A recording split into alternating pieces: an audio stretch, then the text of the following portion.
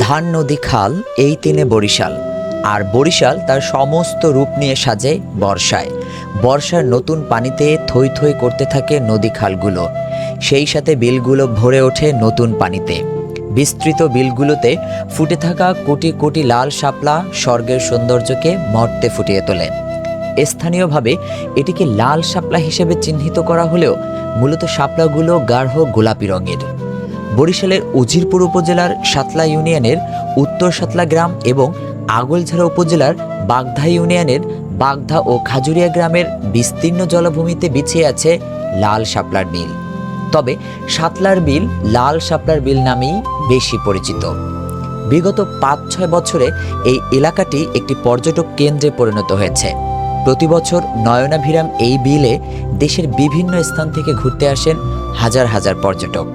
সাতলা ইউনিয়নে শাপলা বিল ৭-৮ বছর থেকে শুরু হয়েছে।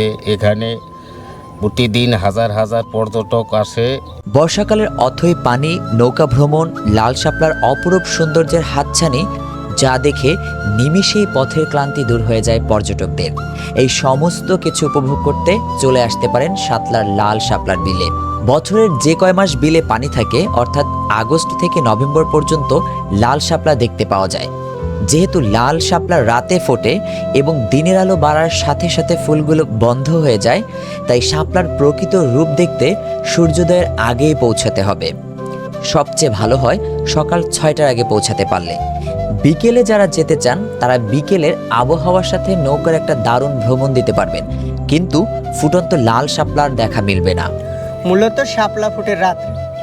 যারা শাপলা দেখতে আসে তারা সকাল ৬টা থেকে সকাল ৭টার মধ্যে পারফেক্ট সময়। আরও কিছু মানুষ আসে যারা দূর থেকে আসে বা মিস্টেক করে, এরা হয়তো ৯টা-১০টার দিকে আসে, শাপলা থাকে কিন্তু রোদের একটু সমস্যা হয়। আর কিছু মানুষ বিকেলে আসে, কিন্তু বিকেলে শাপলাটা থাকে না, নৌকায় আর কি ঘোরা যায়। যারা আসবেন পারফেক্ট সময় হলো সকাল ৬টা থেকে ৭টা পর্যন্ত। বিভিন্ন এলাকার বিলে লাল শাপলা দেখার সুযোগ রয়েছে, তবে পূর্ব সাতলার বিলে শাপলার পরিমাণ অনেক বেশি। লাল শাপলার সৌন্দর্য খুব কাছ থেকে উপভোগের জন্য নৌকা যোগে বিলের মাঝে শাপলা দেখতে যেতে হবে। সো আপনাদেরকে একটা নৌকা ভাড়া করতে হবে। নৌকা ভাড়ার বিষয়টা কত সময় ঘুরবেন এবং নৌকা কত বড় তার উপরে নির্ভর করবে। এমনিতে ৩০০ থেকে ৫০০ টাকার মধ্যে নৌকা পাওয়া যাবে, তারপরও একটু দরদাম করে নেবেন, কম বেশি হতে পারে। নৌকা ভাড়ার বিষয়টা হইলো, এখানে শাপলা বিলে আমরা ওইভাবে মানুষকে ঠকাই না। মানুষ আসে ঘুরে, নৌকা ভাড়া ৪ থেকে ৫০০ টাকা এরকম, মানে ওইভাবে সিস্টেম ওইভাবে না আর কি। কেউ বেশিও দেয়, কেউ কমও দেয়। যারা ঘুরতে আসে তাদের সাথে আমরা ওইভাবে করি না।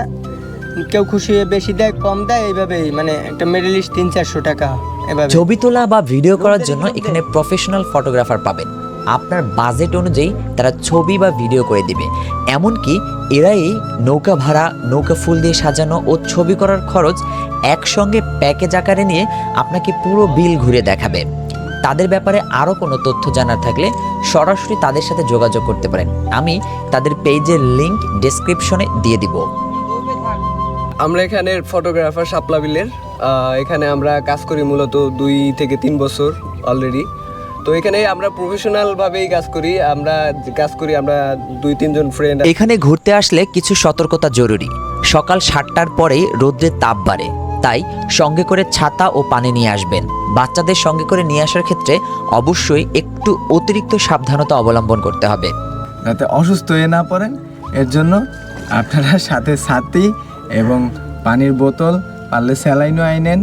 আর মানে ৫টার আগে ৪টা থেকে সকাল ৭টার ভিতরে যদি আপনারা পুরোটা ঘুরতে পারেন তাহলে সবচেয়ে বেস্ট হবে এবং আপনারা গরমের তাপটা কম পাবেন। কিভাবে আসবেন? কমপক্ষে 20টি স্পট রয়েছে এখানে এবং ৫ শতাধিক নৌকা প্রতিদিন যাতায়াত করে, যার দরুন কাছ থেকে লাল শাপলার সৌন্দর্য উপভোগ করতে পারবেন আপনারা নিশ্চয়ই। তবে নির্ধারণ করতে হবে কোন স্পটে আসবেন। মূলত সাতলা ইউনিয়নের পূর্ব সাতলায় 2টা স্পটে বেশি ফুল ফোটে। এখানে আসতে পারেন 2টা ঘাট থেকে। প্রথম ঘাট হচ্ছে মুড়িবাড়ি। যারা বরিশাল থেকে ইসলাদি হয়ে আসবেন তারা মুড়িবাড়ি ঘাটে নামবেন, ঘাটে নেমেই সেখানে নৌকা পাবেন। কিন্তু যারা ধামরা দিয়ে আসবেন তারা চলে আসবেন জনতা বাজারে। জনতা বাজারে নেমে যদি কাউকে জিজ্ঞেস করেন যে আমরা লাল শাপলার বিলে দেখতে যাব, তাহলে তারা আপনাকে লাল শাপলার বিলের যে ঘাট আছে সেখানে নিয়ে যাবে। কোটালীপাড়া বা তার আশপাশ থেকে গেলে পয়সারহাট হয়ে সাতলা বাগদা রাস্তা দিয়ে যাবেন এবং টঙ্গীপাড়া অথবা গোপালগঞ্জ থেকে আসলে কান্দি বাজার হয়ে আসতে পারেন। উভয় পথেই অনেকটা ভাঙা আছে, আসতে একটু কষ্ট হতে পারে, তবে এই ভাঙা রাস্তাটা বেশি না, 4 থেকে 5 কিলোমিটারের মতো।